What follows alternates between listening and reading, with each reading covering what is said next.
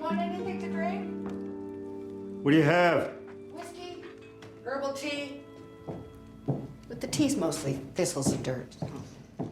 First thing is, I'm like, wow, it is so great for Joel to go to therapy. And I think that for Joel, it's really that he wants to be a better dad. He understands how very important it is and so many complex issues, so many things that he's going into. And the thing with therapy is that you end up clearing out all of the heaviness and baggage that you're carrying. So hopefully you won't drag that out onto everyone else around you and yourself. I think that for Joel, it is really about being a better dad. And that's how much he loves Ellie, is that he's going to do this. And then I'm like horrified after watching the episode, like, oh my God, so many people are not gonna wanna go to therapy after this absolutely atrocious therapeutic experience. And that's the problem, is that you end up with one really horrific therapeutic experience. You may never do therapy again.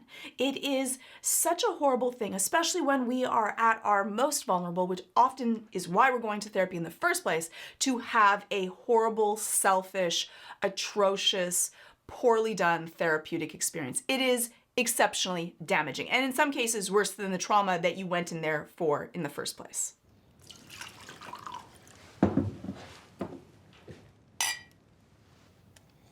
What's the occasion? It's my birthday.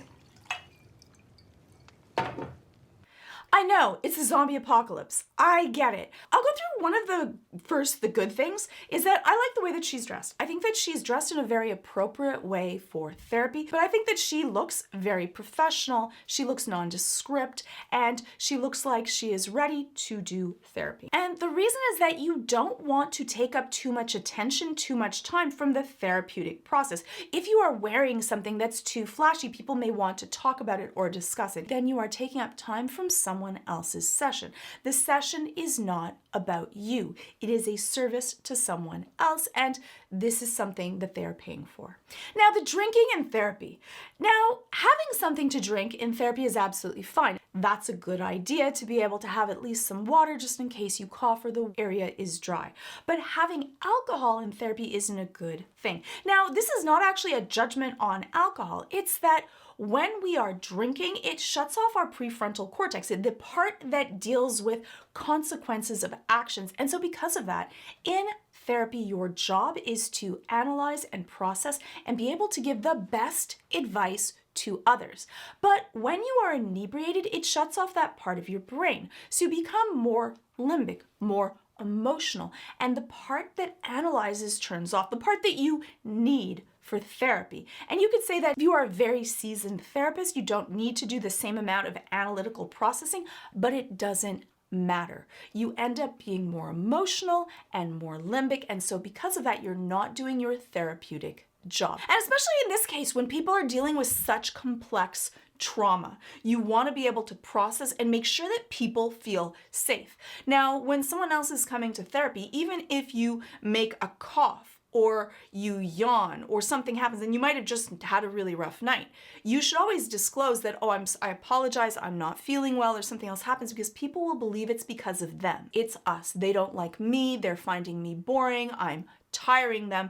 Then that happens, we often interpret that as being our own fault. And you never, in a therapeutic alliance, which is the most important thing, that feeling of being safe with your therapist and you're on this journey together, you never want to unload your issues on someone else, especially inadvertently. Shaken stems. What am I, in high school? It's winter, Gail. I never stopped Eugene. Payment accepted. You want to be able to go through what is acceptable payment and not beforehand, and everyone wants to be able to be clear. Because if either person feels like they're shortchanged, they're gonna have some animosity, and that could come into the therapeutic session. And you would like to do that before the session, not in the session. This is not the time to be able to negotiate. When you start the session, you want that to be clean and you want it to feel really relaxed.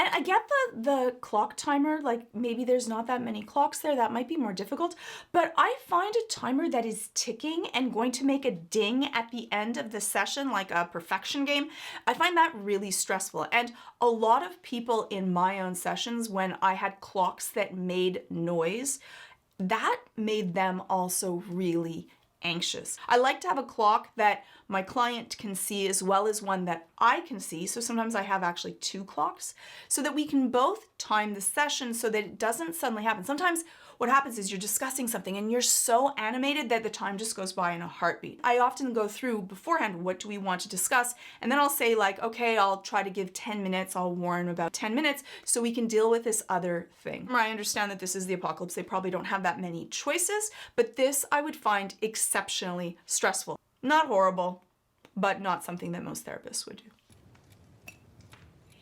Didn't know psychiatrists were allowed to drink in these things. Psychotherapist. Psychiatrists are the pill ones. And no, we're not allowed to drink in these things, but I woke up this morning feeling sad. It's my first birthday without my husband in 41 years. Here she is, and when you watch the rest of this session together, you're going to kind of get that these are all little tiny digs, passive aggressive remarks that she is throwing out towards her client. Now, this is something that you need to deal with your own therapist or a friend, or journal it out, or something else. Now, sometimes you could use countertransference, the feelings that you get to a client therapeutically in a session. This is not that. This is her trying to hurt someone that she is hurt by. And that is exceptionally selfish because it leaves the other person feeling bad. And in this case, she wants him to. And you can tell Joel is processing that. If you cannot get past something, or one of your clients brings up something that is too deep for you to be able to get over so that you cannot have a proper alliance with your client, you should not be seeing them. And yeah, in the zombie apocalypse, we would say that there's probably not a ton of choice on therapists, but him talking to a friend that would be safe is better than a therapist who has all of these therapeutic techniques that can use to harm, that can use to cause damage. We should be using our tools and techniques for good, not for ill.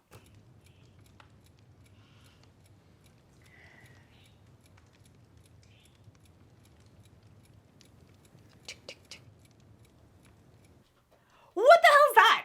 What the hell is that tick, tick, ticking? I'm sorry. Like, out of all of the, like, oh my God, everything you should not do right besides the way that she's dressed. And I do like the kind of layout. It's kind of comfortable, the way that they're sitting. But besides that, why are you trying to rush your client? If they need to take time, and Joel, being someone that is analytical, closed up, keeps all of his emotions in, you need to give them more space to breathe. Allow times of silence. That's when we process. That's when we check to see if the water is safe to be able to share something. So him feeling rushed about it, like his time is ticking, it's his time. He gets to do and spend the time doing what he wants, and we're there to facilitate helping it along, not to make the person feel rushed or they're not doing a good job of being a client. Well, I tried what you said. I backed off. I stopped putting pressure on her. Don't even make her sit down with me for dinner anymore. And what do I get for it? Nothing. She comes home, shuts herself in the damn garage, which I should never have allowed her to move into. And that's it. Not so much as a hello. Okay, so I said that was like the only thing that she did right was how she does. I will actually say that that is a very good therapeutic technique. To be able to have Joel do the opposite of what he did, back off, give her space to be able to breathe, is actually a great thing to do, especially when you have someone that's also processing a lot of different things. Now, there's definitely a balancing of backing off too much versus not backing off enough. You want to have someone room to breathe and grow and be able to process and be angry. And if you hover over someone and you are always there, they are just going to want to run away faster and keep you out. And Ellie, being a similar personality type to Joel, she's processing exactly the same way. So I actually think that that was a great job, and good job on Joel for being able to do it. If you watch the episode, it actually does help her and allows her to process and be angry. Sometimes we need to miss someone to be able to understand them and want to be with you. You forcing someone to be with you is not going to make them want to be with you. You're just in their presence, but it isn't actually a safe environment, so they're not really there. They're hoping to get away every single moment, and that's the antithesis of what he wants. I see her around town, gives me a nod like I'm a stranger. Even Dina asked me today, what's wrong with her? Now that one treats me like a human being. See, Dina understands me, like she's my kid or something. But she's not. Neither is Ellie. Ouch. Parenting is not about biology. It's about the relationship that you have with someone. And I'm sorry, Joel is definitely her dad. So that is just a slight. That's, again, her trying to hurt him. This is not her trying to reframe things to be able to see it more clearly. This is her trying to knock him down, trying to harm him. And Joel doesn't have strong reactions, but you can tell he's reacting to this. He gets that she's doing this and doesn't fully get why she would be doing this so harshly. Let's try something different. Like what? Like not pretending you have the most boring problem in the world. Oh, a 19-year-old daughter. She's acting toward me like every 19-year-old daughter has ever acted toward their dad, ever. Now, there's nothing wrong with her saying, you know, this is what other people go through. Normalizing, this is normal for fatherhood. Often dealing with teenagers, there's a lot of complex things. But the mocking tone that she uses, that's the thing with her drinking, is that she doesn't have that filter to be able to process and say things that could have been done in a really good way of saying it analytically and kindly. She's doing this in a way that is making him feel belittled and stupid for even bringing it up. And if you make someone feel stupid for bringing up a problem, they won't bring up another problem. Maybe not to you and maybe not to anyone. And that does a huge disservice. And that's because she's feeling upset that she's not able to filter that and she wants to get at him. And then that makes him feel the opposite of then what, as a therapist, you should be wanting someone to feel. You want them to be able to understand, to be able to normalize things that are normal and go through different problem-solving skills to be able to make it better and be able to help you put it into a place in your life so that it's not going to be damaging. He's not going to be carrying over this animosity towards Ellie. He can get over it here. And so in this case, she really is using her therapy, I would say, like, maybe not as far as for evil, we could debate that, but she is using it for ill, to hurt, for her own. This is her weapon. Joel uses a gun as his weapon to fight the zombies, and she's using all of her different techniques in psychology as a weapon against him, because she's angry at him. As a therapist, we are taught all of these different techniques to be able to help people. But any technique you can use to hurt and cause damage just like you could use it in order to help people. And that's why we need to go through therapy to be able to do supervision, either in whichever way that you can with yourself. You need to journal, take a look, talk to people, but not your client. These are not the people that you should be doing this with. Just like a parent should not be using a child as their therapist. A therapist should be going through their own work so they do not unleash hell upon their clients. What is this, our 5th session? Are you just gonna keep grouching on like this every time? Aren't you supposed to be validating me or something? Oh, yeah, actually I am. Good on him. Good on him for calling her out. And yes, you should feel comfortable to be able to speak plainly to your therapist. They're not God, they're a person. I will tell my people specifically if I have upset or hurt you, or if you have a question about my technique, ask it. If I don't have a good answer for that, if I can't handle it, that's an issue. If I have a technique and I'm asking you to do the homework and I don't have a good reason as to why, I just say, trust me, or look at my videos, I'm, really well known. No, that is not a good enough reason to use it. I should be able to explain it. We should be able to have a discussion. That is part of therapy. You have a right to be able to question your therapist. They are not God. But I'm not gonna do it anymore. Because you're lying to me. And it's exhausting. Yes, you are, Joel. Yes, you are. I've done this long enough to know when somebody is leaving something out, and you are definitely leaving something out. Everyone's leaving something out. I'm sorry. You don't owe someone to be able to unfurl your life to someone else. You don't owe them all of your deepest, darkest secrets. Just because we're in therapy, you do not owe your therapist everything. You feel safe enough, you will share it. And that is up to the therapeutic alliance, that respect and mutual road that you are both walking on to be able to do it. And if someone doesn't make you feel safe enough and so you hold something back, that is on them as well. And they should not be offended or upset. Someone tells me months later, you know that story I told? It isn't actually accurate. This and this and this happened. I understand. I understand why people would lie or not share something because they don't feel safe, and they have a damn well right to it. So her calling Joel out because he's not being honest, I think that's a little bit of projection from herself, that she's holding things back that she wants to share. This is for her, not for him, because all of us hold things back, and that is totally, absolutely fine. And you want me to validate that? No. In fact, fuck no. The swearing, interestingly enough, there are some therapists that swear in sessions. I don't think that is horrible. I think that different therapists, different situations, depending on where you are, the language that you use is exceptionally important. But sometimes a swear may happen for a specific reason, and that actually may not be a horrible thing. It is not what you say, it is why you say it, and are you using it as a weapon, and is it appropriate, and will the other person understand it? So depending on your relationship and how tight your alliance is, your language may be different depending on the age, the type, the area that you are in, and that actually would be fine. That's not your first one of the day. Oh, no, it isn't. And before, when I said I was sad, that wasn't true either. See, she's lying. Plus, he can tell, he's like, oh my God. He's like, oh my God, I am stuck in this.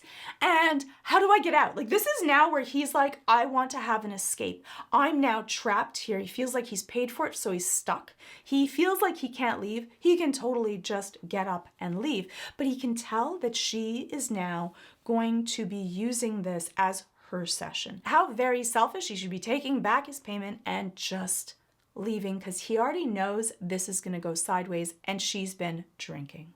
I'll just come back another day. Should I say it out loud? Yeah, I should. You can't heal something unless you're brave enough to say it out loud. On your own.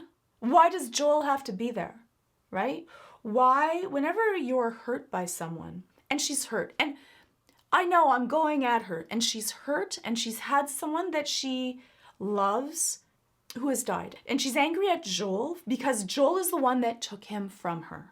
And so I can empathize with that as a person.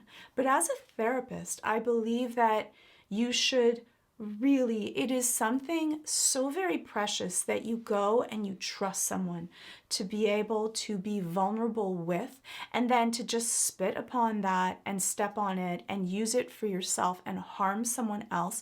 It's so damaging. There's so many people that have been re-traumatized through their therapy that I really do feel that if you are not able to hold back from that and you need to use that for yourself, you should not be a therapist. That's not fair to the people that you're dealing with. And so that's why, even though I know she's gone through something that is so very vastly painful, and I can have empathy for her, if this was someone else, this was a friend, this was a family member, go at it, but it's not. This is not an equal relationship, and you are there to do a role, and you're not doing the job that you are trained to do. Because as the therapist, you are there to give information, tutelage, to be able to show proper boundaries and consequences to someone else. So it's almost a teaching role that you have to be able to show someone to do something else. So someone is looking up to you for help, for validation, for support, and for care.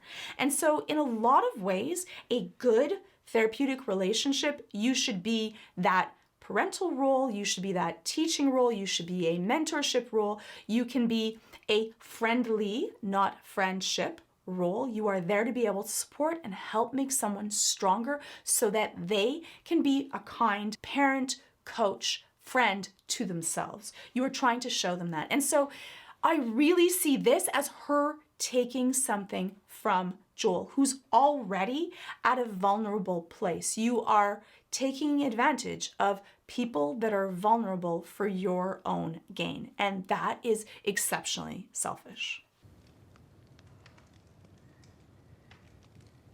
I'm scared, though.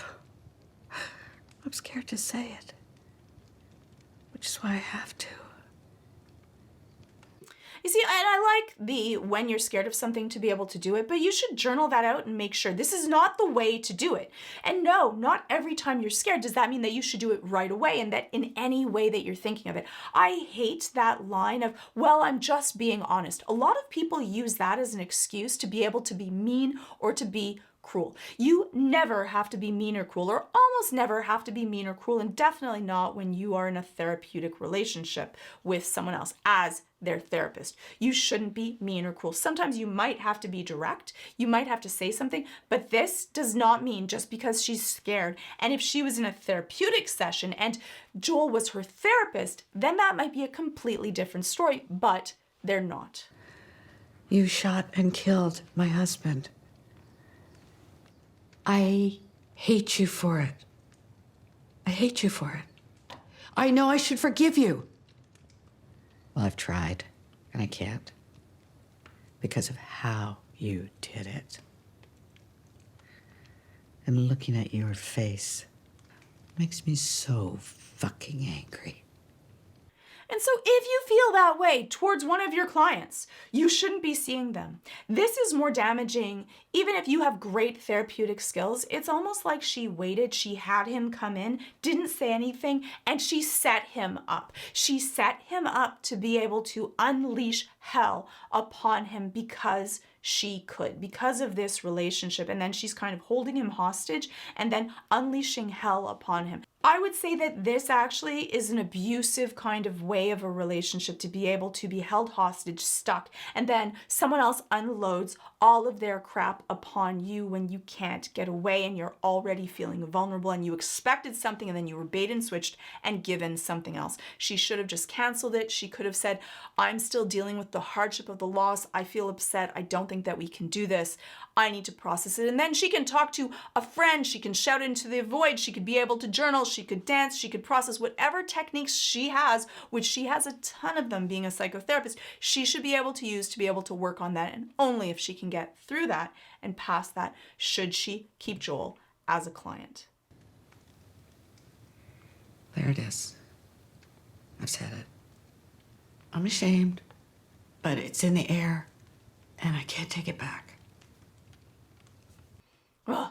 That also makes me so angry. Like that she's done all of this damage. She's unleashed all of this mayhem onto Joel. She's just stabbed him emotionally so many times. Then she's like, oh, said it. I'm ashamed. No, you're not. You feel vindicated. You feel retribution. You feel good for hurting the person that hurt you, which often happens. We often feel that way. We want to hurt the person that has hurt us, but it just ends up with more hurt. This doesn't heal anything. She's not healed from that, but you can see she has a certain smug look to her. She feels good because she hurt him. And that, I think, is also really poor. It makes me so angry to be able to see that. I'm angry at you for going through this. I don't feel ashamed. I just feel that that is valid. And hopefully this can help people make better decisions when they go through this and be able to speak up if they feel stuck in these situations themselves. And now maybe there's a chance I can make things right with you. No, is he ever going to trust you to be safe again after this happened? This was not the way to do it. Now she's going to, take all of this back, help him heal from it because she feels more healing?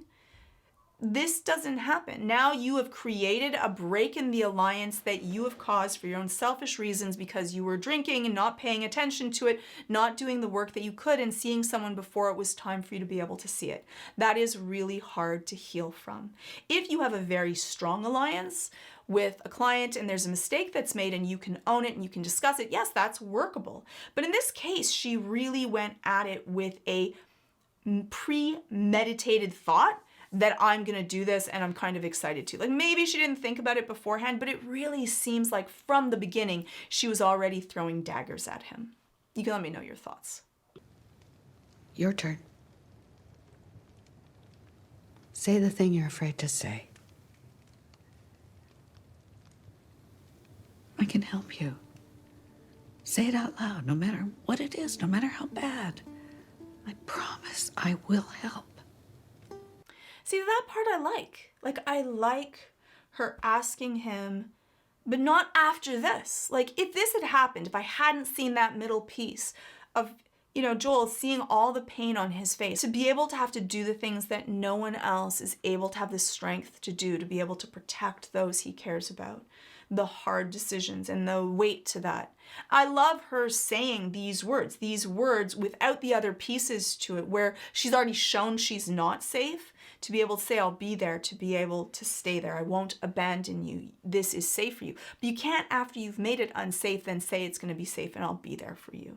And so that makes me feel really bittersweet, because this part would have been beautiful.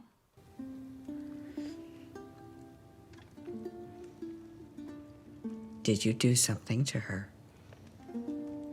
Like what? What? Now you're accusing him of that? I really didn't like that. I didn't like the tone to it, and it seemed really insidious. Did you hurt her? Then what? What did you do? I wouldn't say either, what did you do? That's very accusatory. More, what happened?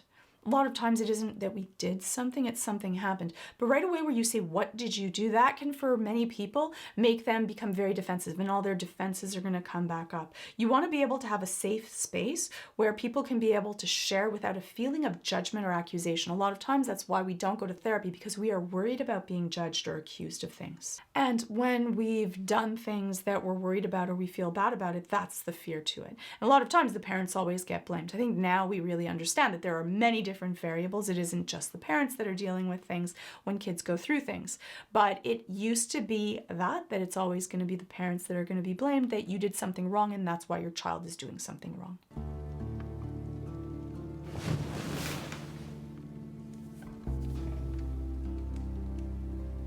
I saved her. And that's the horrible part, is that there is so much that Joel is dealing with, and you could tell that he wanted to share, that he wanted to be able to come through, that if she had not unleashed her own hell, she hadn't have used this as a weapon in a way to harm someone that she feels angry at, that maybe he would have been able to process this. The choices that he made that caused a rift between himself and Ellie, and all of the heaviness of the weight of the actions that he had to do. And so that's why I'm so upset that this was such a painful therapeutic session for me watching as a therapist. You can let me know what your thoughts are on what he went through if you've gone through this type of therapy. I'm so vastly sorry. Most therapists are just the kindest people. They really are non-judgmental and they try to do good. But yes, as with every different role, there are people that sometimes are having a bad day, or they don't understand, or they're just not the right match, and that can cause damage. And so I want to say sorry for people that have been through bad therapy themselves and the damage. Most people are there to be able to help and really want to be able to make a difference. So hopefully you can find a different way to process it, or good people around you, or perhaps try therapy with a different type of therapist if you had a rough time to be able to heal it. If you enjoyed this video, I also have my compilation videos, as well as my videos on Arcane, The Boys, Stranger Things, Vox Machina, The Last of Us, and I also have my course on how to beat anxiety. And that's the entire reason that I started this channel. It was in the hopes that I could help make psychotherapy, therapeutic techniques more accessible to more people. I know that therapy is sometimes a very scary thing, and it isn't for everyone. Some people enjoy talk therapy, some people might enjoy music therapy, some people may want to exercise or journal or deal with things in a different way. So this channel is my way to be able to make therapy more accessible and hopefully to demystify it and make it a little bit less scary for those that may think about being able to go. And why not do it in a way that is fun through pop culture and video games and movies, and be able to discuss the different therapeutic themes or things that are happening through the media that we consume. And on Nebula also, I post my videos early, and also I post different videos that really wouldn't make it out on YouTube or have a little bit more in depth that go into the characters or different therapeutic techniques. You can also get exclusive originals like The Getaway, I'm on it, Real Science, Archaeology Quest, and trying to make sense of the X-Men cinematic universe. There are over 200 creators on Nebula, so there is a ton of original content to be able to consume. And you also get access to guest passes, so you can send to someone you care about and they get to enjoy for free some Nebula content. So if you know someone that's dealing with anxiety, you might want them to try out my course. And this is all ad-free, sponsor-free. You hate this ad? Well, you can head on over to Nebula, and if you sign up using my exclusive link below, you can get an annual plan of Nebula for $40 off, $36 a year. And by clicking on that link, it really does help support my channel. That is all early access, all extended versions, all the courses, originals from amazing Nebula creators, just by clicking on that link below. So thank you, Nebula, for your support, and hopefully I'll see you in the next video. So those are my thoughts on Joel and horrible, evil, bad. You can let me know your thoughts, therapy. And hopefully I'll see you in the next video.